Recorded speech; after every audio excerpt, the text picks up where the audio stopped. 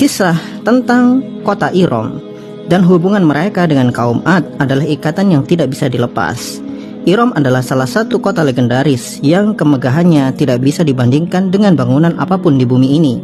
Sampai-sampai Allah Subhanahu wa taala firmankan, Iram dzatil imad allati lam yukhlaq mithluha fil bilad. Dan Iram yang mempunyai tiang-tiang tinggi yang tidak pernah dibuat seperti itu di negeri manapun. Hebat sekali Iram ini, bahkan dicap oleh Allah Subhanahu wa taala tidak pernah dibuat seperti itu di negeri manapun. Artinya, bahkan kemegahan Burj Khalifa sekalipun tidak sebanding jika dibandingkan dengan Iram. Iram dibangun oleh Shaddad bin Ad bin Aus bin Aram bin Syam bin Nuh alaihissalam. Dulu Ad, ayahnya Shaddad, adalah raja yang hebat, tetapi sayang dia penyembah bulan. Kerajaan yang dia bangun berada di daerah Ahqaf, yaitu daerah Aden, Yaman.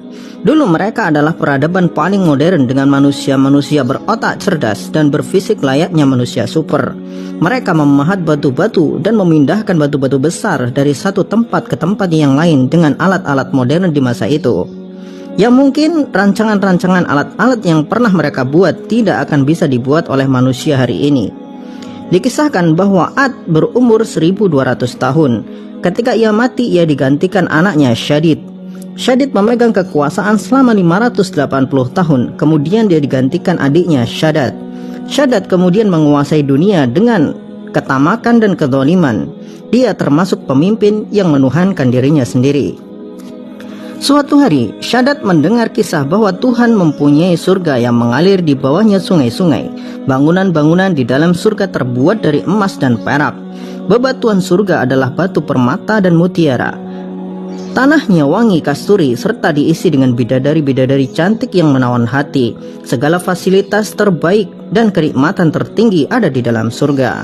Maka timbullah sebuah niat di hati seorang Shaddad untuk membuat tiruan surga di bumi dengan spesifikasi seperti surga milik Tuhan di atas langit sana. Kemudian untuk mewujudkan keinginannya itu, ia kumpulkan menteri-menterinya yang berjumlah 1000 orang beserta para arsitek dan ahli bangunan terbaik untuk merancang surga impian Shaddad. Maka bergeraklah semua arsitek dan ahli bangunan mencari tanah yang tepat untuk membuat surga impian itu. Selama 10 tahun lamanya mereka mencari. Pada akhirnya mereka menemukan tempat yang tepat di daerah Aden, Yaman. Di sana ada sungai-sungai yang tidak terlalu besar juga tidak terlalu kecil, dan tanahnya sangat subur. Maka dimulailah proyek pembangunan surga dengan melibatkan para arsitek dan ahli bangunan dari penjuru dunia. Kala itu untuk memenuhi kebutuhan emas dan perak sebagai lapisan bangunan supaya benar-benar mirip dengan surga milik Tuhan di atas langit sana, maka Shaddad memerintahkan prajuritnya untuk mengumpulkan semua emas dan perak serta batu-batu permata dan mutiara dari setiap orang yang ada di bumi ini. Siapapun yang melawan harus dibunuh. Inilah obsesi paling gila yang pernah dimiliki oleh manusia. Pada akhirnya kota surga itu selesai dikerjakan dan hampir memakan waktu 1 abad lamanya. Bangunan yang terbuat dari batu berlapis emas dan perak berjejer-jejer di kota itu. Sungai-sungai yang diatur sedemikian rupa sehingga sangat indah dihiasi dengan bunga-bunga berwarna-warni. Mutiara-mutiara dan batu-batu permata ditebarkan di dalam sungai sebagai kerikil dan pasirnya. Minyak kasturi dan minyak ambar disiramkan di setiap sudut-sudutnya. Benar-benar bangunan yang sangat menakjubkan yang belum pernah dibuat dimanapun di bumi ini. Maka hari peresmian pun telah tiba.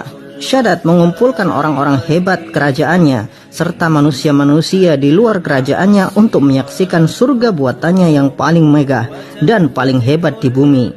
Sebagai pelengkap, Shaddad menyiapkan gadis-gadis muda dan masih perawan untuk dijadikan pelayan-pelayan di surga layaknya bidadari-bidadari surga.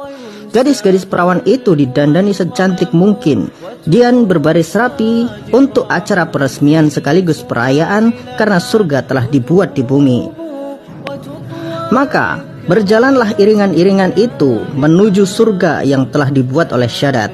Ketika iringan-iringan itu telah sampai di depan gerbang surga, Allah Subhanahu wa taala kirimkan malaikat untuk mengazab mereka. Ketika malaikat itu berteriak dengan satu teriakan, maka matilah semua orang di sana tanpa terkecuali. Kemudian Allah Subhanahu wa taala kirimkan badai pasir untuk membenamkan mereka semua serta bangunan itu di dalam tanah. Maka berakhirlah sudah kesombongan seorang Shaddad bin Ad. Pada akhirnya usaha seumur hidupnya untuk membuat surga, menyaingi surga milik Tuhan, hancur hanya dalam hitungan jam. Wallahu a'lam bishawab. Tapi nanti dulu, agar supaya manusia-manusia berotak sungsang tidak bilang ini adalah dongeng, kita sampaikan bahwa kota Iram ini telah ditemukan dan penemuan ini berkat petunjuk dari Al-Quran. Di dalam Al-Quran, kota Iram, tempat di mana kaum Ad tinggal, di daerah Ahqaf. Kata Ahqaf sendiri ternyata bukan nama satu tempat, tetapi penyebutan suatu daerah yang berarti daerah berpasir miring.